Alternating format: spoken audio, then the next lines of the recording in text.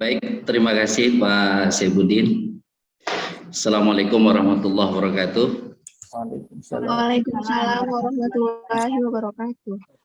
Bismillah, walhamdulillah, wassalatu wassalamu ala rasulillah, wa ala alihi wa sahbihi wa mawalah, amma ba'd. Puji syukur kehadirat Allah subhanahu wa ta'ala, salawat dan salam pada Rasulullah sallallahu alaihi wasallam. Allahumma salli ala Sayyidina Muhammad wa ala alihi wa sahbihi ajma'in. Yang kami hormati Bapak Ibu Ketua Prodi Senitari Ibu Erlinda Sofyan serta Koordinator Senitari ISBI Aceh, kemudian Bapak narasumber Bapak Dr. Dedi Pramayoza SSNMA. Saya juga mengucapkan selamat datang Pak di Aceh. Selaku orang Aceh itu memang kita harus istilahnya kalau bahasa Aceh itu pemulia jame. Nah, sekalipun nanti kita harus ngopinya secara daring Pak, tapi insya Allah esensi kopi itu nggak akan hilang dari Aceh. Terima kasih juga saya ucapkan kepada Bapak Moderator, Bapak Dr. Kandidat Saifuddin Agani. Ini beliau ini adalah sahabat saya, kebetulan kami juga lagi sama-sama mengambil studi S3 di Prodi Pendidikan Agama Islam di UIN Araniri. Dan keperhormatan saya juga kepada para dosen serta mahasiswa Prodi Senitari ISBI Aceh yang sudah berkenan untuk mengisi ruang Zoom pada pagi hari ini, dan insya Allah semuanya akan diberkahi oleh Allah. Sebenarnya di sini ini saya malu untuk kalau dikatakan saya sebagai narasumber ini saya malu karena di sini juga ada Pak Saifuddin, sahabat saya, kemudian ada Pak Dr. Dede. Jadi ini tapi pada konteksnya di sini kita sama-sama belajar bagaimana untuk membuat sebuah artikel. Sehingga kemarin itu saya sempat menulis judul materi saya itu membuat artikel itu mudah, akhirnya saya ganti hari ini menjadi membuat artikel jurnal untuk mahasiswa. Tapi sebelumnya itu saya memang sempat ada bisikan gaib daripada Pak Saifuddin bahwa ini khusus untuk mahasiswa. Jadi sehingga apa yang menjadi dasar pemikiran itu sendiri adalah bahwa mahasiswa itu sekarang sudah selesai melakukan seminar proposal terkait dengan skripsi yang akan ditulis sebagai tugas akhirnya nanti sebagai syarat untuk kelulusan mereka pada di ISBI Aceh. Izinkan saya untuk melakukan share screen.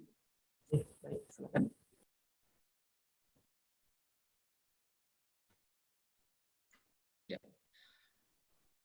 Ini judul untuk materi saya hari ini, saya mencoba untuk mengaitkan dengan apa yang menjadi tema besar kita pada pagi hari ini, yaitu tentang artikel jurnal untuk mahasiswa. Sebenarnya kalau kita mau melihat lebih jauh terkait dengan artikel jurnal ini adalah mahasiswa ini adalah sumber kualitas utama dan mereka sebenarnya itu yang lebih paham tentang artikel. Karena pada dasarnya mahasiswa itu dari mata kuliah metodologi penelitian, kemudian bagaimana mereka mengkaji dan lain sebagainya itu memang mereka sudah tahu. Baik, Bapak Ibu semuanya, teman-teman mahasiswa, saya di sini tidak mungkin waktunya nanti akan kita berikan itu lebih lama kepada Pak Didi ya. Nah, Pak Didi yang lebih mengetahui tentang bagaimana seni dan tari itu sendiri. Tapi di sini saya cuma akan membahas tentang sebenarnya antara artikel jurnal tersebut dengan penelitian itu bagaimana, kemudian bagaimana polanya kita mengubah.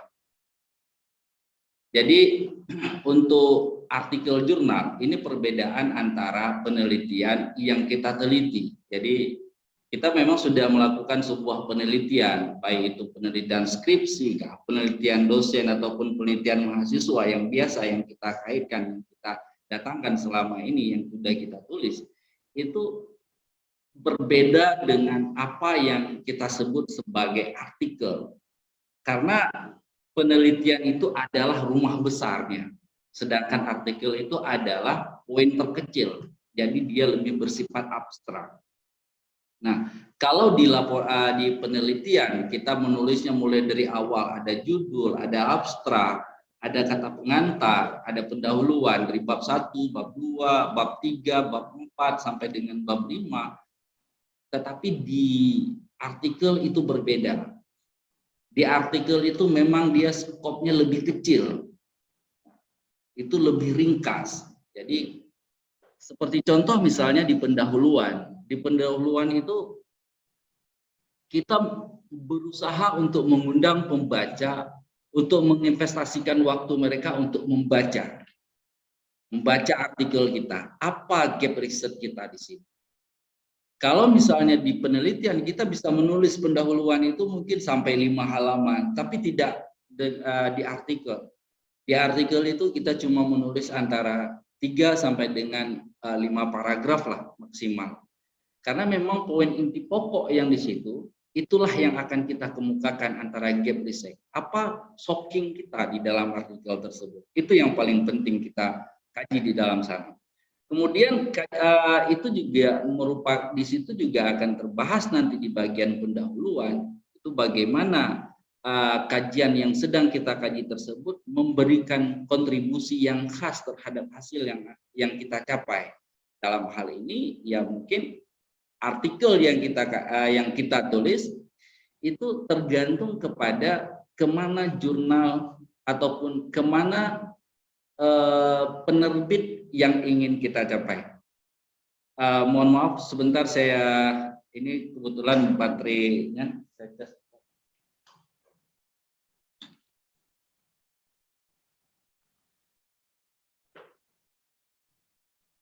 Baik, teman-teman semuanya. Jadi harus kita lihat dulu dari aspek karya tulis ilmiah itu sendiri dulu. Mulai daripada aspek isi, apa kajian bidang keilmuan kita. Dalam hal ini memang tari yang akan kita fokuskan di sini adalah subkulturnya, yaitu tari itu sendiri, budaya. Tari itu sebagai sebuah budaya, tari itu sebagai sebuah skill. Tari itu sebagai sebuah keterampilan, dan ini aspek isi yang akan kita bahas. Kemudian dari sisi aspek bahasa, ini karya tulis ilmiah kita. Jadi bahasa tulis ilmiahnya itu juga harus kita lihat dari sisi aspek bahasanya. Kemudian aspek sajian, di sini aturan termasuk gaya selingkung daripada jurnal itu sendiri. Makanya setiap kali saya mengatakan kepada para mahasiswa, kemudian juga pada saat-saat memberikan materi, sebenarnya kalau kita mau menulis sebuah artikel jurnal, maka yang perlu diperhatikan pertama sekali itu adalah jurnal mana yang ingin kita tuju. Kalau misalnya jurnal yang akan kita tuju tersebut kita belum tahu kemana yang akan kita tuju, maka kita bisa saja artikel kita nanti itu tertolak.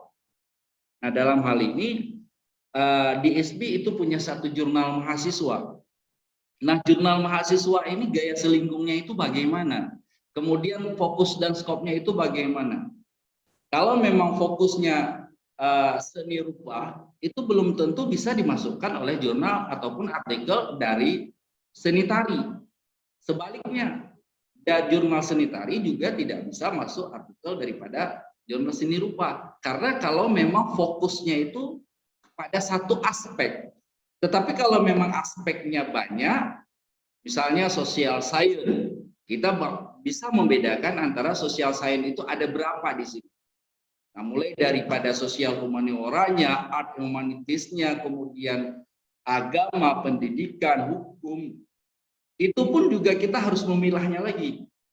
Social science-nya dalam bidang agamakah atau bidang pendidikankah, ataukah dalam aspek yang lain. Nah, kemudian kita harus melihat seni itu karya seni, tari rupa, dan lain sebagainya, termasuk aspek budaya, itu masuk sosial sains bidang apa. Nah, ini fokus dalam kita menulis. Nah, untuk kita ringkasnya, sebenarnya itu penulisan artikel ilmiah itu, ini kalau kita lihat di sini itu adalah sebuah jembatan antara penulis dengan pembaca. Maka di sini dibutuhkan sebuah sebuah teknik yang khusus. Ya, dalam hal ini teknik menulis kita. Jadi disinilah penulis itu dituntut untuk menulis dengan gayanya sendiri. Ya, banyak sih penulis itu kita tidak tertutup kemungkinan waktu kita melihat bahwa kita banyak melihat artikel-artikel, tetapi kadang-kadang memang artikel tersebut bukan gayanya sendiri. Kita langsung menulis artikelnya itu mulai dari A sampai Z. Itu artikel sampai dengan 3 halaman untuk bagian pendahuluan. Itu sebenarnya runtutannya itu apakah gayanya sendiri atau bukan? Nah, apakah dia cuma mencaplok daripada paragraf orang lain, kemudian dimasukkan ke dalam paragraf dia, kemudian dia mengambil yang di sana, memasukkan di sini tanpa membubuhkan sebuah footnote, ataupun meletakkan sebuah referensi di situ. Tetapi pada intinya ini bisa kita sebut sebagai penulis itu adalah speaker. Penulis itu adalah speaker daripada orang yang bersangkutan. Saya mengambil artikel dari Pak Saifuddin, ataupun saya mengutip artikel daripada Pak Dedi. Nah, artikel yang dikemukakan oleh Pak Saifuddin dan Pak Dedi tersebut, satu paragrafnya saya pindahkan ke paragraf saya dengan parafrase. Plagiasi tidak terdeteksi. Kenapa? Karena saya merujuk kepada artikelnya Pak Dedi ataupun Pak Saifuddin. Tetapi gaya berpikir yang ada di sini adalah gaya pikir mereka. Sedangkan saya posisinya di sini hanya sebagai speaker daripada kedua orang tersebut. Dan itu bukan gaya sendiri. Nah, di sini dalam menulis artikel itu yang paling dituntut. Bagaimana caranya kita menulis dengan gaya kita sendiri. Karena ini adalah penulisan artikel untuk mahasiswa. Jadi mungkin saya bisa mengatakan bahwa mahasiswa di dalam membuat proposal skripsi ataupun membuat sebuah riset skripsi, di situ terdapat beberapa variabel. Variabel intinya di situ misalnya kita ada variabel dependen, ada variabel independen, ada variabel terikat. Nah, dari ketiga variabel tersebut kita bisa mengambil satu variabel menjadi satu artikel. Variabel pertama kita bisa mengambil menjadi sebuah judul untuk sebuah artikel yang bisa kita kembangkan lagi. Karena pada intinya penelitian skripsi yang kita lakukan itu bukanlah dari situ yang kita ambil artikelnya, tetapi dari variabel yang kita kembangkan. Itu yang harus dipahami. Kalau misalnya adik-adik mahasiswa itu mengambil skripsi langsung dirombak dijadikan artikel, artinya meringkas. Skripsinya ada 60 halaman, kemudian diringkas sesuai dengan ketentuan jurnal menjadi 15 halaman misalnya, ataupun 6.000 atau sampai dengan 7.000 kata. Apakah itu bisa diambil sebagai artikel? Tidak. Itu namanya ringkasan skripsi, bukan artikel. Dan prodi ataupun kampus itu berhak untuk menuntut karena skripsi, tesis, disertasi yang dilakukan oleh mahasiswa itu pada intinya kepemilikan ataupun pemegang hak ciptanya itu adalah kampus itu sendiri. Sekalipun penciptanya itu adalah kita. Nah, tetapi pemegang hak cipta itu adalah kampus yang bersangkutan. Jadi dari mana kita mengambil artikel ini? Artikel yang kita buat, artikel yang kita ambil itu adalah pengembangan daripada variabel yang kita kaji. Misalnya kita mau membuat sebuah residensi terhadap budaya misalnya. Nah, variabel inti daripada itulah yang kita kembangkan di sini. Atau kita membuat sebuah penelitian tentang bagaimana peran seni tari tersebut di dalam pengembangan masyarakat di Kota Janto misalnya. Nah, apakah itu langsung dijadikan judul? Itu juga bukan. Judul yang kita buat bukanlah judul yang dari skripsi kita. Judul artikel yang akan kita terbitkan bukan judul artikel, bukan judul skripsi, juga bukan judul penelitian kita, tetapi kita harus membuat sebuah variabel Kita harus mengambil satu variabel di situ dengan membuat sebuah judul yang baru. Jadi saya sangat menyarankan untuk tidak terkecoh dengan hal itu. Karena kenapa? Ketika skripsi nanti diupload kepada di dalam repositori kampus, maka ketika dicek Turnitin, artikelnya nanti dicek Turnitin, maka akan terbaca sesuai dengan skripsi. Sekalipun itu adalah skripsi kita sendiri. Kita yang menulis.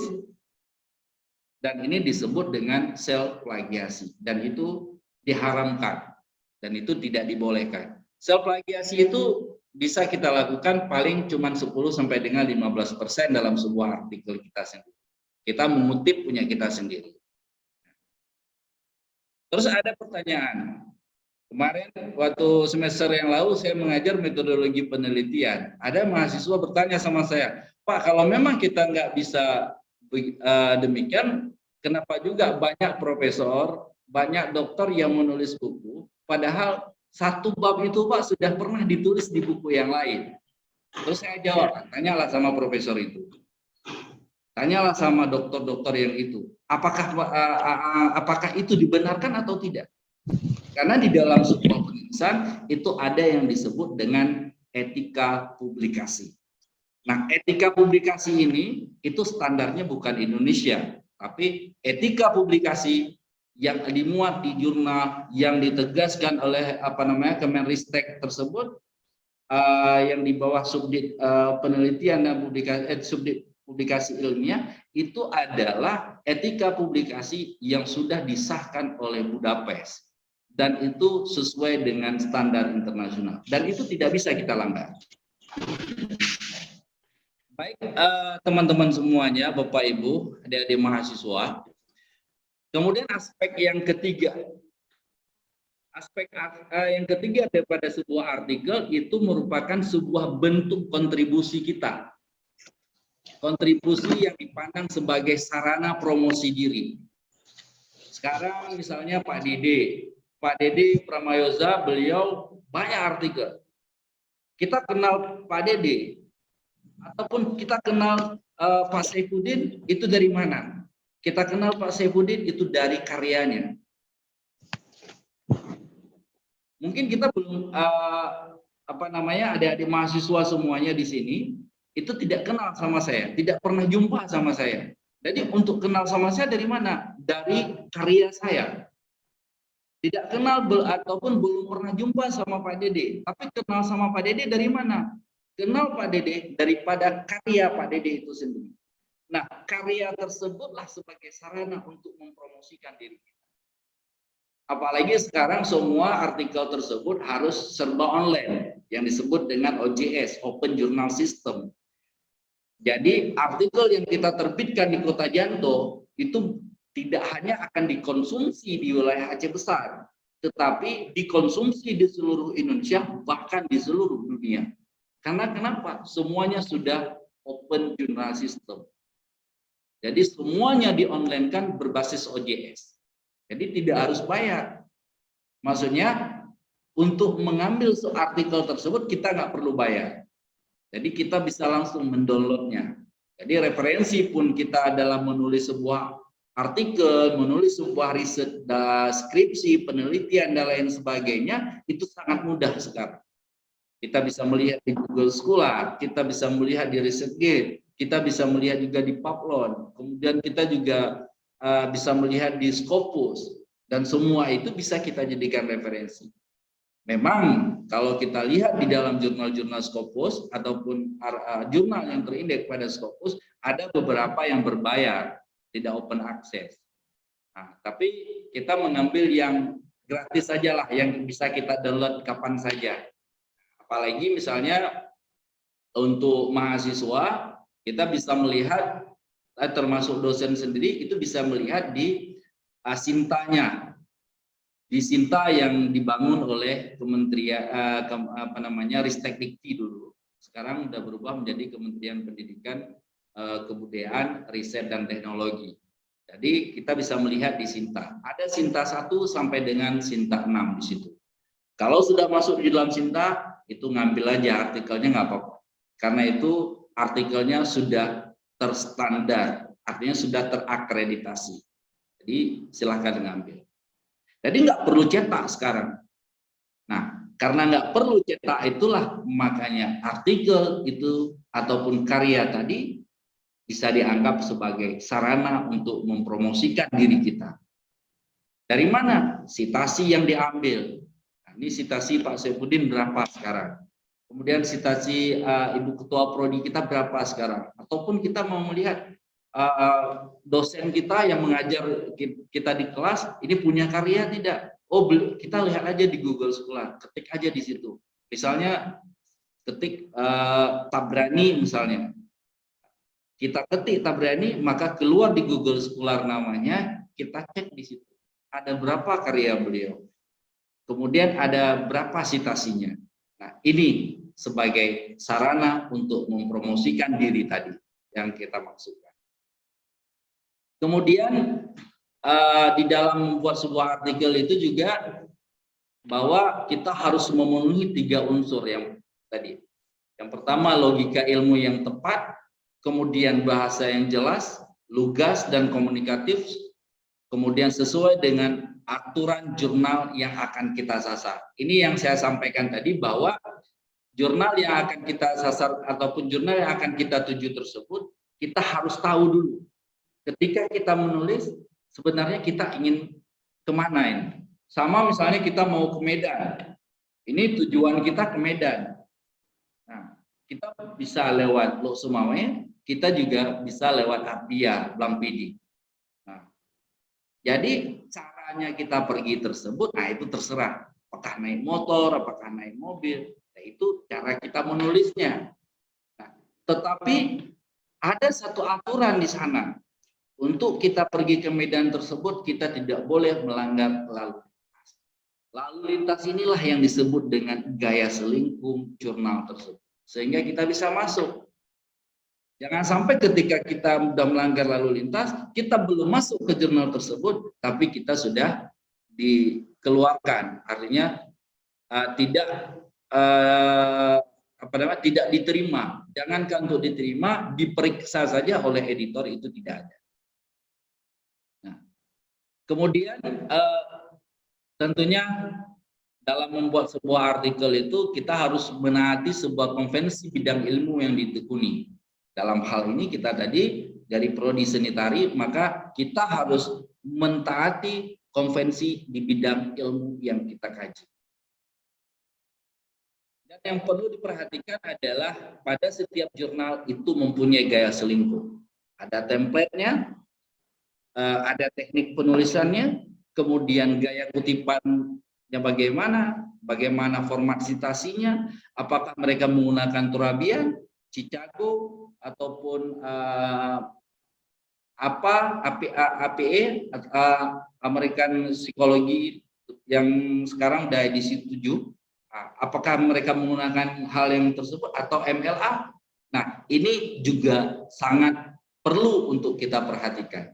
Sehingga dalam kita menulis itu mudah.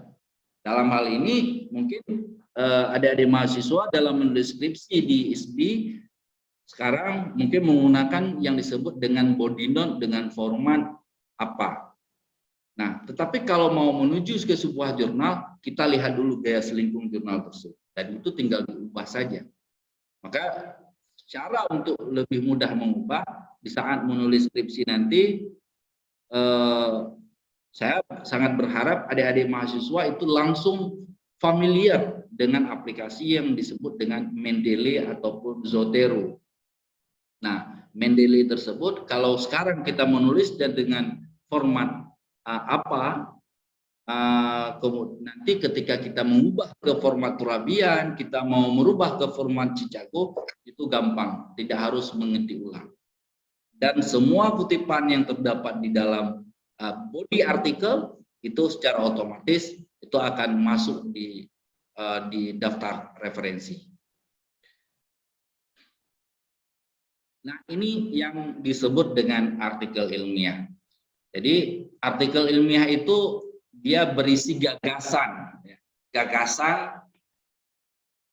ataupun ide ilmiah yang memang tampak dari substansi gagasan ilmiah dan alur berpikir ilmiah dalam artikel itu sendiri. Dalam hal ini karakter artikel itu juga ditampakkan pada bahasa dan teknik penulisannya. Nah, ini yang memang harus sangat kita perhatikan. Nah, ini dalam menulis. Ini mohon maaf. Ini sebagai landasan artikel yang mudah untuk diterbitkan. Jadi yang pertama itu adalah bagaimana kita memilih isu yang dimengerti oleh orang banyak. Jadi kita kadang-kadang kan sering menulis isu tersebut tapi tidak dipahami oleh orang. Maka di dalam artikel kita, maka kita harus bisa menghindari berbicara tentang misalnya seluk-beluk seni ya, upacara, tradisi beragama misalnya.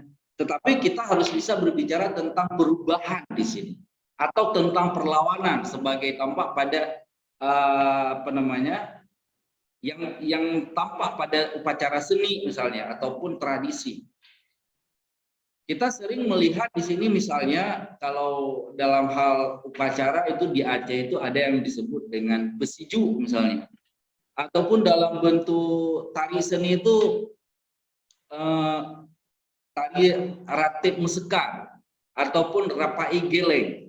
Nah, kita tidak perlu untuk berbicara tentang seluk-beluknya ataupun tradisi daripada rapai geleng itu sendiri, tetapi kita bisa mengangkat di situ tentang perubahan yang dilakukan berdasarkan tradisi rapai geleng itu. Artinya misalnya rapai geleng itu adalah bentuk perlawanan eksistensi masyarakat Aceh terhadap Belanda misalnya. Nah, ini yang kita lihat sehingga ada sebuah sebuah shocking yang muncul di dalam artikel kita. Karena kenapa? Karena bentuk perlawanan tersebut itu juga mudah, itu juga sudah dimengerti oleh banyak orang di seluruh dunia. Jadi kalau misalnya kita berbicara tentang seluk-beluk daripada upacara tersebut, kita hanya menampilkan bagaimana proses terjadinya ataupun bagaimana proses adanya rapai geleng itu tadi. Kemudian yang kedua, kita menulisnya dengan sistematika berpikir yang sederhana. Gak usah terlalu lebar, gak usah terlalu bagaimana kita menulis. Tetapi cukup berpikir, alur pikir kita itu dengan sistematika yang sederhana. Misalnya apa yang mau dikatakan pada pembaca yang ada di dunia yang jauh di sana. Karena sekarang kita semuanya kan online. Jadi artikel yang kita tulis tersebut tidak hanya dibaca oleh kalangan ISKI, tidak hanya dibaca oleh kalangan yang berada di Aceh Besar. Kalau dulu iya, karena artikel kita dicetak, dijadikan sebuah buku. Tetapi sekarang tidak. Artikel kita di-online-kan, dipublish secara online, dan itu terindeks pada Google Scholar, terindeks pada indeksasi yang lain, dan itu dibaca oleh semua orang di seluruh dunia. Apa yang akan kita katakan pada pembaca dunia yang ada jauh di sana? Nah, bagaimana bisa kita membuktikan apa yang mau kita katakan itu? Nah, termasuk bagaimana logikanya, apa interpretasi kita. Nah, ini yang harus kita tekankan dan ini yang harus ada. Jadi di dalam kita menulis tersebut, maka penekanan terhadap sistematika berpikir yang sederhana ini memang harus ada di dalam kepala kita. Jadi kita tidak perlu menggunakan bahasa-bahasa yang memang sangat susah dimengerti oleh banyak orang. Tetapi kita cukup membuktikannya dengan apa yang mau kita katakan tersebut. Termasuk menggunakan bahasa yang enak dibaca dan fokus. Kita langsung to the point. Kita memilih pilihan kata yang tepat. Kita juga harus menghindari subjektivitas daripada bahasa kita. Maka di sini saya sangat menyarankan kita sebaiknya itu seharusnya itu hanya menulis yang dilihat saja. Kita tulis apa yang dilihat, kita tulis apa yang kita dengar, dan kita tulis apa yang kita baca. Jadi jangan pernah menulis tentang apa yang kita pikirkan, apalagi apa yang kita harapkan. Satu contoh misalnya, kita berbicara tentang pandemi misalnya, kita berbicara tentang COVID.